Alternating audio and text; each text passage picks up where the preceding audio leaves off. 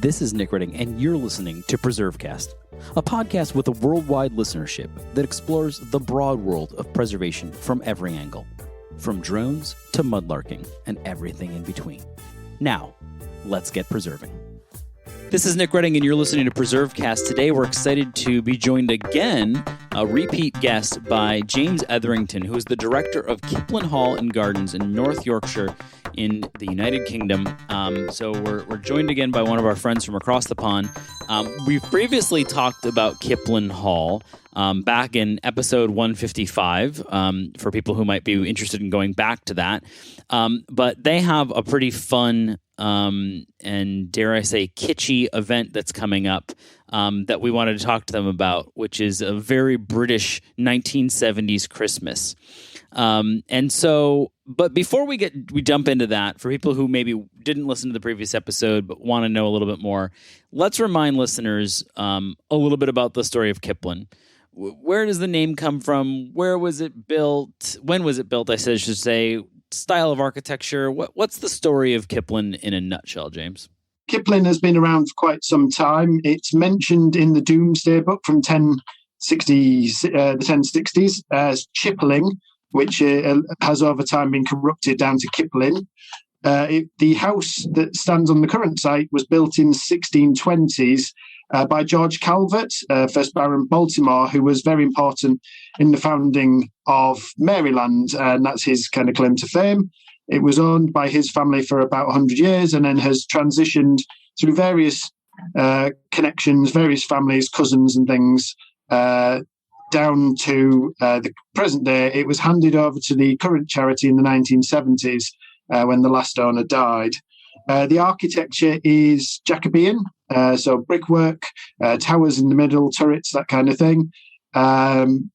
But the inside, there's very little of the Jacobean inside left. It's mostly Victorian, Georgian at the moment.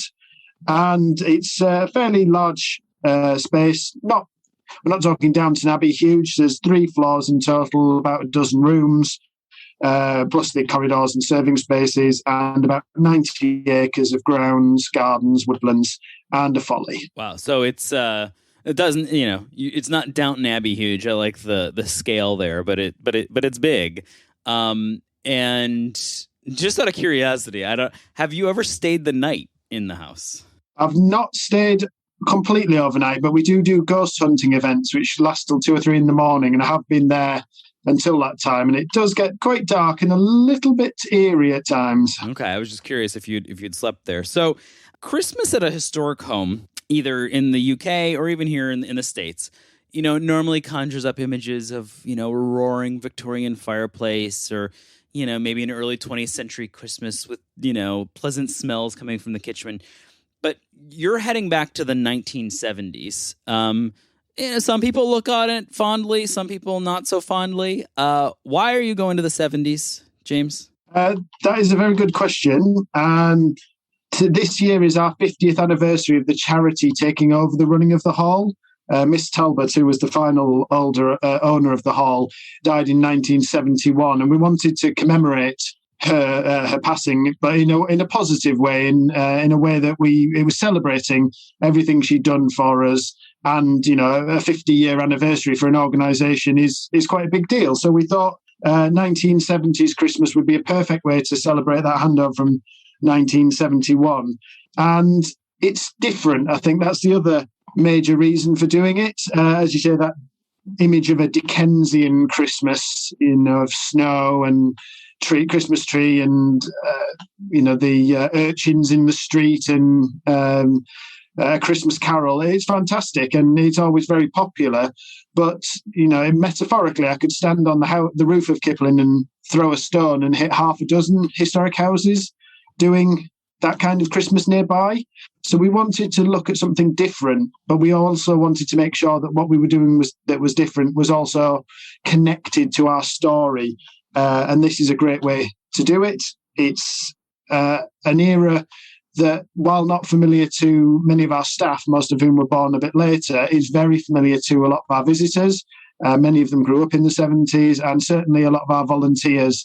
So it's a great thing for intergenerational learning. People can come and say, oh, I remember that. I had one of those. I remember waiting for that toy and hoping for it. So it's an opportunity to do something different and really celebrate an era that we don't perhaps go back to as often. Right. So, yeah, and I think it's fascinating. And obviously, here in the States are what we call the National Register of Historic Places. You're probably familiar or have heard of it, which is sort of how we identify what is historic and what isn't. Or maybe that's not the perfect way of putting it, but what is officially historic according to the National Park Service. But we have a 50-year sort of look back, and so 71 is 50 years ago. And so I think even here we're kind of coming to terms with the fact that the 70s are, now part of the historic period. But for an American audience, let's talk about 1970s Britain. What would we find? Is it similar to the U.S. in the 70s? Because here I think we think of, plastic shag carpets, big hair, wide lapels, fondue pots. Is that what we would find? And be maybe even bigger than that. What was the national mood in the 70s in England? I think we're looking at a very similar kind of cultural experience. I think certainly by the 70s, there's a lot of cross cultural breeding across the pond there with with TVs and TV shows and movies and things. I think there was a lot of and musical taste, but you're looking at an era of disco, popular music that we still listen to today. You can't go to a wedding without hearing ABBA or bands like Roxy Music, David Bowie, Ziggy Stardust, Jethro Tull, Pink Floyd. Really an era of big fashion, bright, colourful, silver, sparkly. A lot of English institutions, British institutions, TV shows like Emmerdale, Rhubarb and Custard, a lot of things that are uniquely UK and are still going, are still fondly remembered. But I think that era of design is very recognisable. You can't walk into something that's been designed in the 70s and not know it was designed in the 70s. That plastic kitsch you said earlier is the right word. And the fashion, long hair, bell bottoms, wide lapels, maxi dresses, all that kind of thing. Very, very noticeable. So in some ways, it's a quite positive era, kind of backing off that 60s wave of positivity. But certainly in the UK, it was also a time of unrest as well. There was inflation was high, pay hadn't changed very much. A lot of the kind of improvements in life standards from the 60s stalled in the 70s. There was a lot of difficulties between the unions and the government, trade unions and whatnot. There was the oil crisis of 73, 74, and miners' strikes in the early 70s, which led to winters of discontent and even a 3-day working week where they restricted how long businesses could open to save coal because of miners' strikes meant that there wasn't enough on hand. So, the 70s are definitely a time of popular optimism, sci-fi, that kind of thing. But it's also a time that was hard, and in some ways, I think we would recognise that duality in modern times. Yeah, and so is it a profoundly different place than 2021 England? Yes and no. I mean, there's some things I think we would recognise. This idea of not being restricted on what you can do, when you could go out, when businesses could open. Obviously, it's the pandemic for us, and it was the 3-day working week for them. A lot of complicated finances, not an easy time for many people. But also, a time of optimism, a time of new music, new experiences, new design. Really positive, a lot of changing industries and ups and downs. I think you could probably argue that our fashion sense has improved since the 1970s, although the generations that follow us in the next 50 years may disagree with us on that. But I think a lot of people would put the 70s as a very unique time that they perhaps wouldn't want to revisit. And also the decimalised currency came in 1971. So we went from pounds, shillings and pence and farthings and tuppences and threepenny bits to the pennies and pounds that we know today, and certainly made adding up a lot easier for everyone. And so since you're doing a 71 Christmas, are you pre or post decimalization? Can people pay in their farthings, or can they bring out some old currency? You will accept it, maybe? If they turn up with it, I'll accept it, that's for sure. Where the prices have gone up a little bit since the 1970s. We're certainly not charging pennies for entrance that we would have back then. We're celebrating the whole decade rather than just 71, I think. But we would certainly be happy to celebrate it with a few old shillings. So why don't we take a break here, come back, and let's talk about Christmas in the 70s, what you're actually attempting to recreate, and the experience that people would experience there, I should say.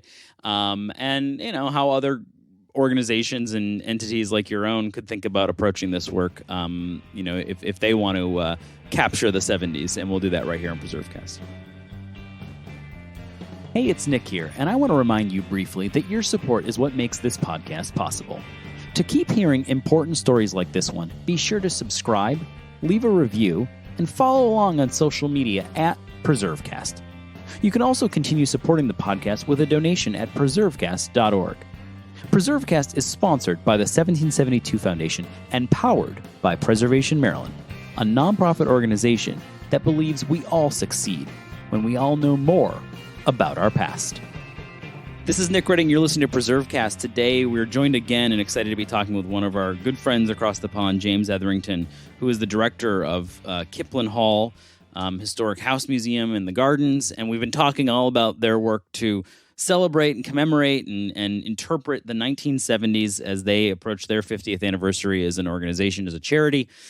So we were talking about, what England was like in the 70s, but what was a British Christmas like? Was it a different experience? And what are you attempting to recreate and capture in your own interpretation? Like, if people came and visited, what are they going to experience? What are you trying to capture about what was unique about that Christmas celebration in that time period?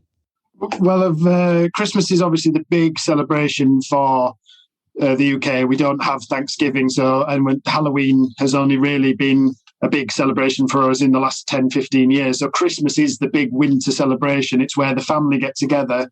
And I think a lot of elements that you'll see would be very familiar to a modern, someone who wasn't born back then. It's a very family kind of thing, presents, special foods, obviously a very different type of special food than we would go for today, but there's still the turkey and the trimmings as the main dish, but pineapple upside down cake, prawn cocktail was, the big new thing, garlic Kievs, all that kind of stuff was very 70s, and we will be recreating some of that in our tea room. The team have been breaking out the old recipe books. I don't think we're going to use quite as much lard in the cooking as they did back then.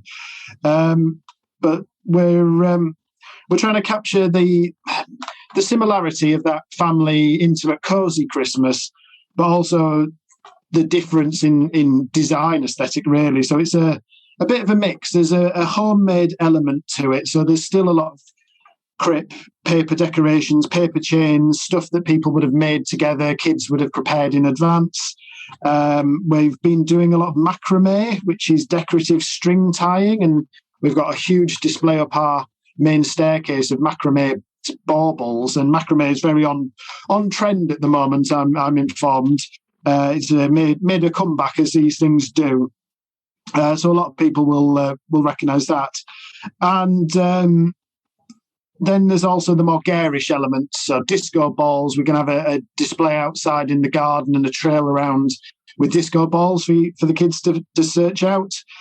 Silver, tin foil, real sparkle, real garish kitsch kind of approach, and that's probably the biggest difference. I think we're probably slightly toned down now, but it's also an opportunity for us to celebrate our volunteers. We call them the fifth family of Kiplin because there were four historic families who owned, or family names who owned it, but the volunteers are really our fifth family who help us look after it, and they've really contributed to this. They've brought in old pictures, they've brought in decorations, they've brought in all sorts of props that you'll see around the house. So when you go around, you'll see a record player that's been donated with 70s records that have been lent to us, lots of photos.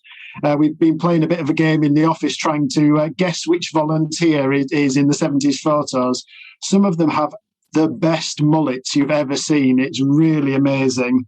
And we've managed to theme each room. So we've got getting ready for Christmas, Christmas dinner, families opening presents under the tree, teenagers' bedroom with lots of posters of pop and rock stars and disco, and a bit of everything, really. So I think you would get that general feeling of family and togetherness and specialness, but with that overlay of something both homemade and over the top at the same time. So there's obviously some silliness, some 1970s cheese and all of this, maybe a fondue pot somewhere in there. That's I always think of that in the 70s.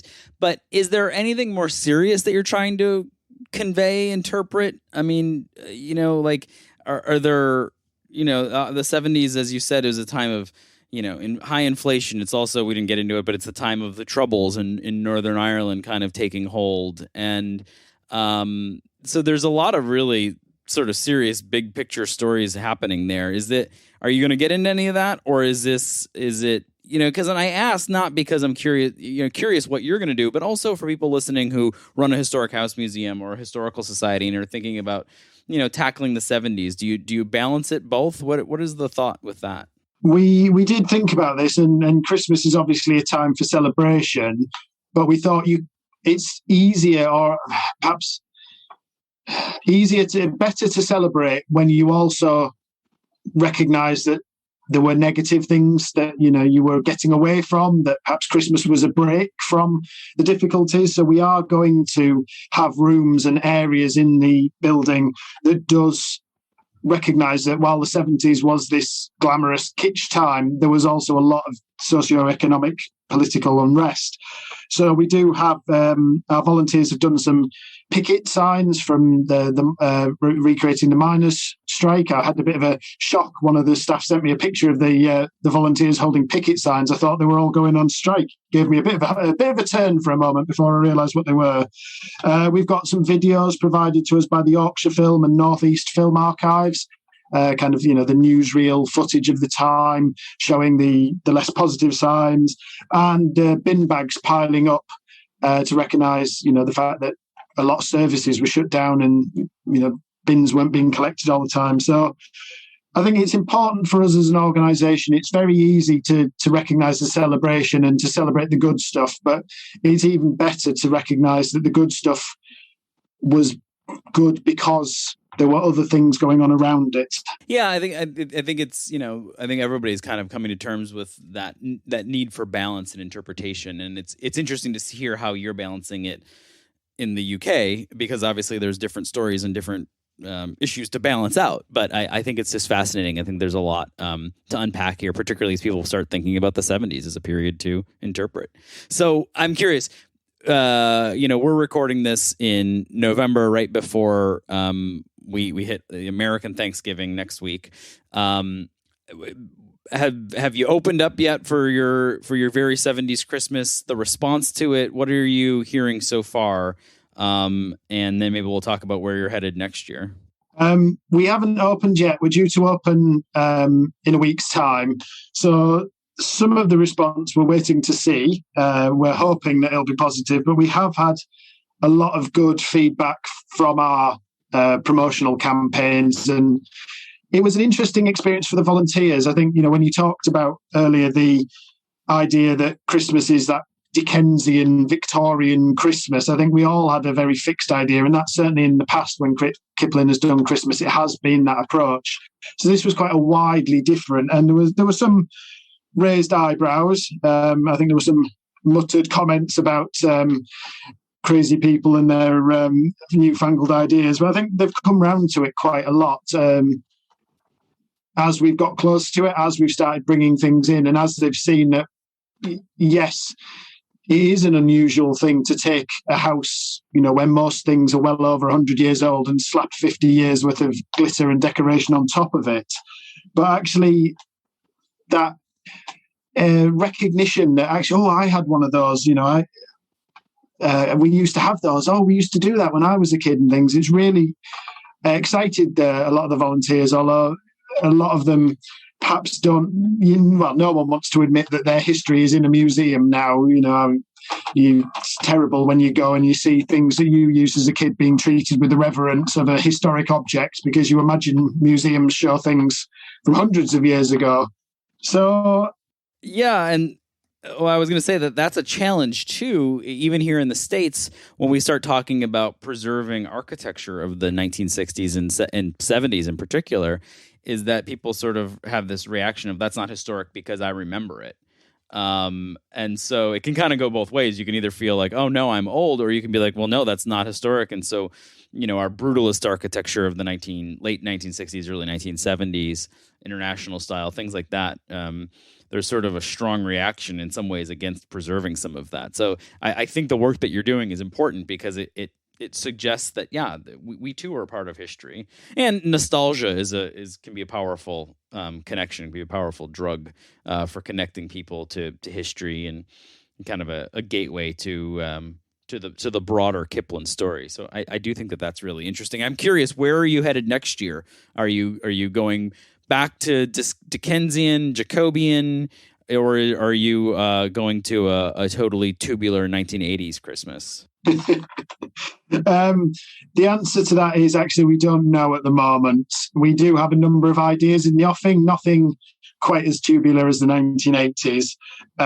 We're waiting to get our feedback from the visitors on this. We're a very data-driven organisation. We like to see what our visitors like and don't like about our activities, so it helps us plan for the future. But whatever we do, it will be on the theme of Kiplin. It will connect back to a moment within our story, whether that's a person or a time period or a theme that runs through our history. I think it's very important to us that you can have Christmas anywhere, but you can only have a Kiplin Christmas at Kiplin.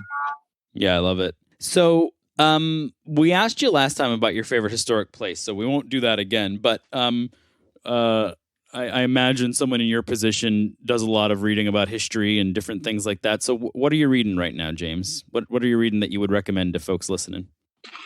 I was tempted to research something and come up with something that made me seem very highbrow and no, that's not necessary. We don't think the guy who's putting on the 70s Christmas is going to, who knows? Maybe you're reading an Elton John biography. I don't know.